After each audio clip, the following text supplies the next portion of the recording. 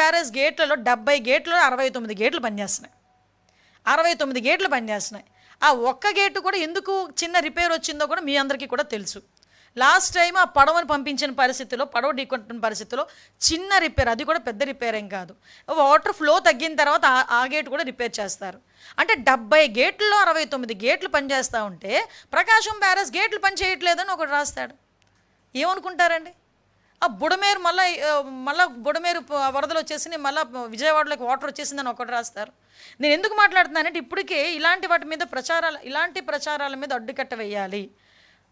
Government మీద ఏదైతే వీళ్ళు దుష్ప్రచారాలు చేస్తున్నారో వీటి మీద ఎట్టి పరిస్థితుల్లోని కూడా మేము అడ్డుకట్ట వేయాల్సిన బాధ్యత ఎన్డీఏ కూటమిగా మా మీద డెఫినెట్గా ఉంది.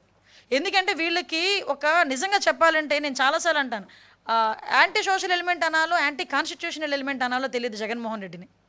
ఎందుకంటే నేను చాలా సందర్భాల్లో మేము ఏదో చెప్తా ఉంటే మీరు ఏమనుకుంటారంటే అస్తమానం ఎందుకు అతని గురించి మాట్లాడుతున్నారని మీరు మాట్లాడతారు. అంటే ఒక జాతీయ జెండాకి, ఒక స్వతంత్ర దినోత్సవానికి కూడా వాల్యూ లేకుండా చేసిన వాళ్ళని ఈ రకంగానే మాట్లాడతారు. ఆయన పందా ఇలాగే ఉంటుంది. ఆయన తాలూకా సొంత పేపర్లో ఇలాంటి రోజుకొక ఫేక్ న్యూస్. మొన్న నేనే మీకు చూపించాను. అక్కడ జనాలు లేకపోతే పాత వీడియో తీసుకొచ్చి ఇప్పుడు జనాలని చెప్పి లైవ్ టెలికాస్ట్ చేసే పరిస్థితి కూడా కనిపించింది. ఇవన్నీ ఒక పక్క వీళ్ళు చేస్తూ ఉంటే ఈ రోజుకి కూడా సోషల్ మీడియాలో మళ్ళీ తిరిగి కించపరిచే పోస్టులు పెట్టడం, ఇవన్నీ నేను ఒకటే మాట్లాడుతున్నానండి. ఓవరాల్గా మీకు చెప్పేది ఒకటే, ఈరోజు ప్రభుత్వం గురించి మీకు ఏమైనా వాస్తవాలు ఉన్నాయా? మీకున్న ఆ వాక్ స్వతంత్ర హక్కుని మేము ఎక్కడ కూడా ఇబ్బంది పెట్టాం. కానీ వాస్తవాలుగా మాత్రమే రాయాలి. నిజంగా అక్కడ తప్పు జరిగింది, ఆ వాస్తవాన్ని తీసుకొచ్చి వాస్తవంగా రాయండి. డెఫినెట్గా మేము దాని మీద చర్యలు తీసుకుంటాము. డెఫినెట్గా మేము సరిదిద్దుకోవడానికి ఈరోజు గవర్నమెంట్ సిద్ధంగా ఉంది. మేమెవరూ దేవుళ్ళం కాదు, మేము చిన్న తప్పులు చేయొచ్చు. అటువంటి పరిస్థితుల్లో మీరు నిజంగా వాస్తవాలను చెప్పండి. డెఫినెట్గా మేము చేసే పరిస్థితి కూడా మేము ఇలాగే మాట్లాడతాం. అంతే తప్పించి వాస్తవాలుగా చిత్రీకరించడానికి ఒక దండుపాలెం బ్యాచ్ లాగా కొంతమందిని బయటకు తీసుకొచ్చి ఇదే పనిగా సోషల్ మీడియాలో పోస్టులు పెట్టించి, సోషల్ మీడియాలో నోటుకొచ్చినట్టు మాట్లాడించి, తిరిగి మహిళల గురించి కించపరిచేటట్టు మాట్లాడించి, రెచ్చగొట్టే విధంగా మాట్లాడించి, ప్రజల్ని మభ్యపెట్టడానికో అభద్రతా భావానికి గురి చేయడానికో గనక ప్రయత్నం చేస్తే డెఫినెట్గా లీగల్గా మేము యాక్షన్ తీసుకుంటాం. ఇటువంటి సోషల్ మీడియా పోస్టుల మీద ఒక ఫ్యాక్ట్ ఫైండింగ్ కమిటీ కూడా మేము ఏర్పాటు చేసుకుంటాం. దాంతో భాగంగా వాళ్ళు ఇచ్చిన నివేదికల ఆధారంగా డెఫినెట్గా ఒక చట్టాన్ని కూడా తీసుకొచ్చి సోషల్ మీడియాలో అవాస్తవాలను వాస్తవాలుగా చిత్రీకరించడం ప్రయత్నించే ప్రతి ఒక్కరి మీద కూడా లీగల్గా చర్యలు ఉంటాయి. దయచేసి వీటి మీద అన్నిటి మీద కూడా మీరందరూ కూడా అలర్ట్గా ఉండాల్సిన అవసరం ఉంది. దయచేసి ఇంకొక మాట చెప్పాలి. కొంతమంది అఫీషియల్స్ ఉన్నారు. ఈ అఫీషియల్స్ ఏం చేస్తున్నారంటే నిజంగా వాళ్ళకి రాజకీయంగా వాళ్ళు కొంచెం ముందుకెళ్ళాలి అనుకుంటే కనుక రిజైన్ చేసి వెళ్ళండి. అంతేగాని కొంతమంది గవర్నమెంట్ ఉద్యోగస్తులు కూడా రాజకీయంగా అవాస్తవాల్ని వాస్తవాలుగా చిత్రీకరించే ప్రయత్నంలో సోషల్ మీడియాను వాడుకోవడం కూడా మా దృష్టికి వచ్చింది. అటువంటి వాళ్ళ మీద కూడా కంపల్సరీగా వాళ్ళ మీద ప్రభుత్వపరమైన చర్యలు తీసుకోవడానికి కూడా ఎక్కడ కూడా బ్యాక్ స్టెప్ అయ్యాం.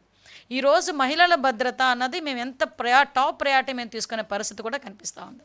ఈరోజు మహిళల భద్రత విషయంలో కానీ సోషల్ మీడియాలో పెట్టిన పోస్టుల విషయంలో కానీ ఒక కఠినమైన చట్టాన్ని తీసుకురావాలనే ఉద్దేశంతో గౌరవ ముఖ్యమంత్రి గారు దీని మీద చాలా చాలా కటువుగా ఉండే పరిస్థితి. ఇటువంటి విషయాల్లో ఇన్వాల్వ్ అయ్యే ఏ ఒక్కరి మీద కూడా ఎట్టి పరిస్థితుల్లోని క్షమాభిక్ష అనేది ఉండదు అన్న సంగతి ముఖ్యమంత్రి గారు చాలా సందర్భాల్లో చెప్పారు. మహిళల మీదకి అడ్డగోలుగా వెళ్ళే ఎవరిని కూడా మేము మహిళల మీదకి అనుచిత వ్యాఖ్యలు చేసేవాళ్ళు కానీ మహిళల మీద ఈ రోజు వరకు మీరు చూశారు, గాంజాని అరికట్టగలుగుతున్నాం, డ్రగ్స్ని అరికట్టగలుగుతున్నాం, ఈరోజు క్రైమ్ రేట్ని తగ్గించగలుగుతున్నాం, ఉమెన్ ప్రొటెక్షన్ని పెంచగలుగుతున్నాం, శక్తి యాప్ ద్వారా చాలామంది మహిళలకు భద్రతా చట్టాల దృష్ట్యా మేము దగ్గర కాగలుగుతున్నాం. ఇవన్నీ కూడా మేము చేసుకుంటున్నాం. ఒకటే మీ అందరికీ తెలియజెప్తున్నాం, మళ్ళీ ఇలాంటి పరిస్థితులు వస్తాయి కనుక డెఫినెట్గా మేము కఠినమైన చట్టపరమైన చర్యలు కూడా తీసుకుంటాం. సార్ ఒకటి మీకు ఒక విషయం చెప్పనా, ఎవరి దగ్గరికైనా ప్రజాప్రతినిధుల దగ్గర అనేసరికి ఎవరికైనా ఏదైనా అవకాశాలు కావాల్సి వచ్చినప్పుడు వచ్చినప్పుడు కొన్ని సందర్భాల్లో ఓవర్లుక్లో కొంతమంది ముందుకెళ్తారు, కొంతమంది వాటెవర్ ఇట్ వాళ్ళకున్న పరిచయాలు బేస్ చేసుకుని కొంతమంది ముందుకెళ్ళచ్చు. కానీ ఒకటేంటంటే ఇందులో ఎవరు ఏది జరిగినా కూడా పెరోల్ ఇచ్చిన తర్వాత వితిన్ 1 వీక్లో అతను ఒక నెటోరియస్ క్యాండిడేట్, అతనికి పెరోల్ ఇవ్వటం అనేది మంచి పద్ధతి కాదు అన్న సంగతి తెలిసిన తర్వాత ఇమీడియట్గా మేము ఆ పెరోల్ క్యాన్సిల్ చేసి మళ్ళీ తిరిగి అతన్ని జైలుకి పంపించడం జరిగింది. ఇదే పెరోల్ గురించి మీరు మాట్లాడాలనుకుంటే లాస్ట్ గవర్నమెంట్లో అతనికి యాక్చువల్గా శ్రీకాంత్ అనే వ్యక్తి ఇంతకుముందు 2010 నుంచి జీవిత ఖైదు అతను. 2014 నుంచి సంథింగ్ ఆ ఏరియాలో ఒక 4 years అతను అబ్స్కాండ్ అయ్యాడు, తర్వాత సరెండర్ అయ్యాడు. సో ఈ నేపథ్యంలో అతనికి కొన్ని రోజులు పెరోల్ కూడా ఇవ్వకూడదు. కానీ ఆ పీరియడ్ అయిన తర్వాత లాస్ట్ గవర్నమెంట్లో దగ్గర 27/1/2024 నుంచి 13/3/2024 వరకు అరౌండ్ 45 days అతని పెరోల్ మీద బయట ఉన్నాడు. ఓకే, మా దగ్గరికి వచ్చేసరికి పెరోల్ విషయం దగ్గరికి వచ్చేసరికి పెరోల్ ఎవరిచ్చారు ఏంటన్నది మేమందరం ఆ ఎంక్వైరీ మేము చేసుకుంటున్నాము, ఆ రిపోర్ట్స్ మేము తెప్పించుకుంటాం. కానీ ఆ ఇమీడియట్గా జరిగిన పొరపాటు ఏదైతే ఉందో లేకపోతే వాట్ ఎవర్ ఇట్ మేబీ ఏం జరిగినా అది కొంచెం ఇబ్బందికరమైన పరిస్థితిలో ఉన్నది అనే సంగతి తెలిసిన వెంటనే విత్ ఇన్ 1 week మేము పెరోల్ క్యాన్సిల్ చేసాము. తిరిగి ఆ ముద్దాయిని తిరిగి జైలుకి పంపించడం జరిగింది.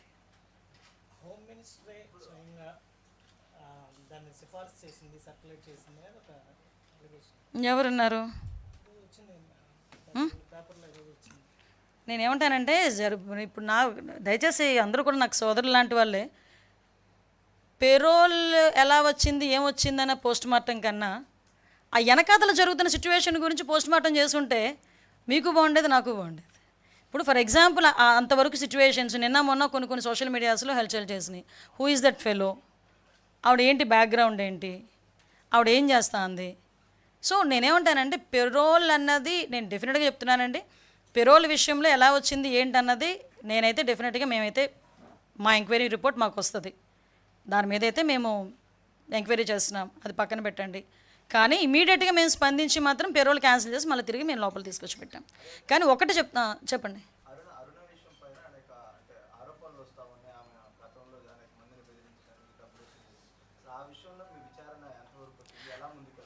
యాక్చువల్గా ఇక్కడ ఒక మాట చెప్పాలండి. కొన్ని నేను ఇందాక ఒక మాట అన్నాను, కొంతమందిని పెంచి పోషించాడు జగన్మోహన్ రెడ్డి.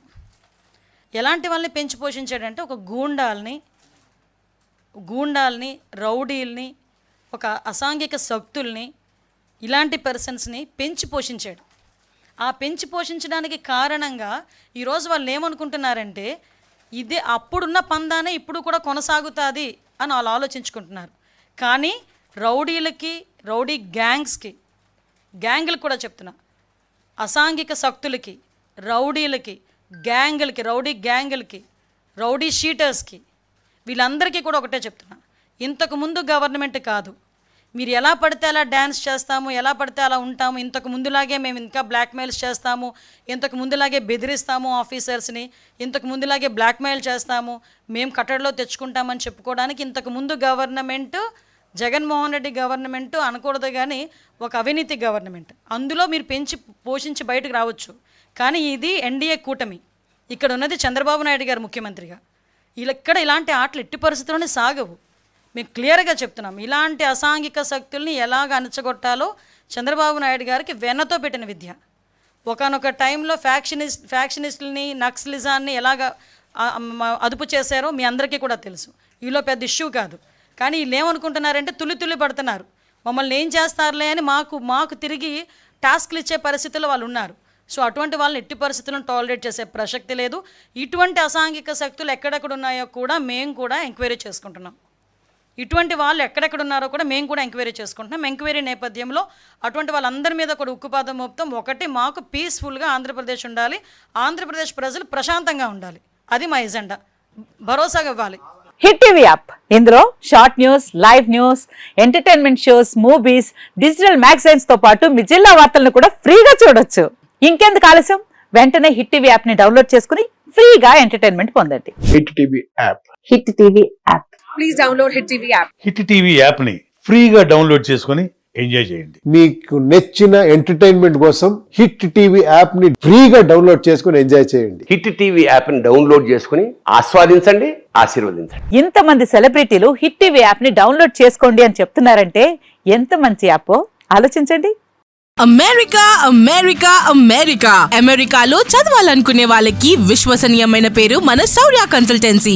UK లో 1 year masters, 2 years work permit up to 5 years visa. Contact Saurya Consultancy.